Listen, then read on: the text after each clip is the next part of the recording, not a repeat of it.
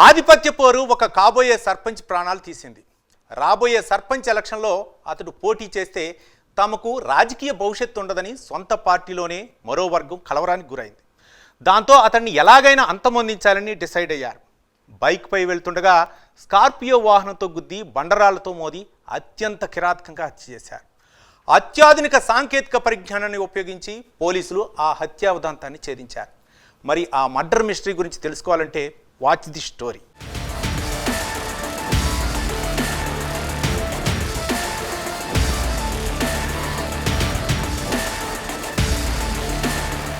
పల్నాడు జిల్లా వెల్దుర్తి మండలం గుండ్లపాడు గ్రామంలో టీడీపీ పార్టీలో రెండు వర్గాలున్నాయి.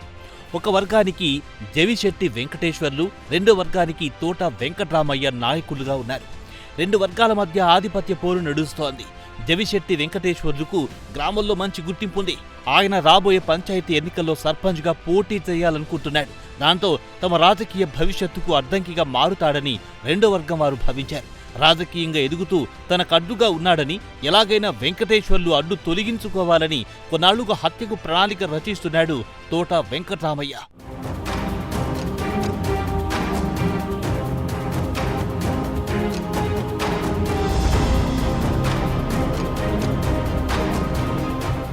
తెలంగాణ రాష్ట్రంలోని నక్కగూడెం గ్రామంలో జరిగిన ఓ వివాహ వేడుకకు వెంకటేశ్వర్లు తన సోదరుడు కోటేశ్వరరావుతో బైక్పై వెళ్లాడు. ఆ విషయం తోట వెంకట్రామయ్య తెలుసుకుని తిరుగు ప్రయాణంలో చంపాలని నిర్ణయించుకున్నాడు. తమకు తెలిసిన కొంతమందికి ఫోన్ చేసి వారిద్దరెక్కడెక్కడున్నారో ఎప్పటికప్పుడు సమాచారం తెలుసుకున్నాడు. వారిద్దరూ ఒకే బైక్పై వస్తున్నారని, ఎవ్వరూ లేరని తెలుసుకున్నాక బొదిలవీడు, మండాది గ్రామాల మధ్యకు రాగానే స్కార్పియోతో ఢీకొట్టారు. తర్వాత రాళ్లతో తలపై మోదీ కిరాతకంగా హత్య చేసి అక్కడి నుంచి పరారయ్యారు.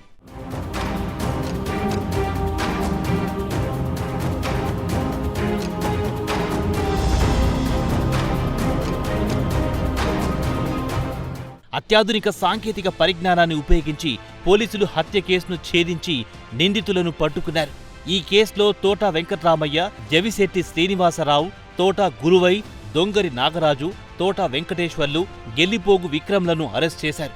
తర్వాత నిందితులను మాచర్ల అదనపు జూనియర్ సివిల్ జడ్జి కోర్టులో హాజరుపరచగా న్యాయమూర్తి వారికి 14 రోజులు రిమాండ్ విధించారు. అందులో ఈరోజు 6గురిని మనము అరెస్ట్ చేయడం జరిగింది. వాళ్ళకి రిమాండ్ కూడా ఇవ్వడం జరిగింది. మిగతా వాళ్ళ పట్ల కూడా ఈ కేసులో ఆ రోజు నేను ప్రాథమిక సమాచారాన్ని మీకు తెలియజేయడం జరిగింది. ఇప్పుడు ఇది ఇంకా దర్యాప్తులో ఉంది కేసు. అన్ని కోణాల్లో కూడా ఈ కేసును వెరిఫై చేస్తాము. ప్రతి అంశాన్ని కూడా ఇందులో పూర్తి పరిగణలోకి తీసుకుంటాము. ఎవరెవరు ఉన్నారు, ఎవరెవరు ప్లాన్ చేశారు, ఈ ప్లాన్ ఎక్కడెక్కడ జరిగింది, లేదు వాళ్ళ ముద్దాయిలకు ఎవరెవరు సహకరించారు, ఏ విధంగా సహకరించారు, ఈ అన్ని కోణాల్లో కూడా ఇంకా సమగ్రమైన దర్యాప్తు జరుగుతుంది, చేస్తాము ఖచ్చితంగా. ఇందులో కూడా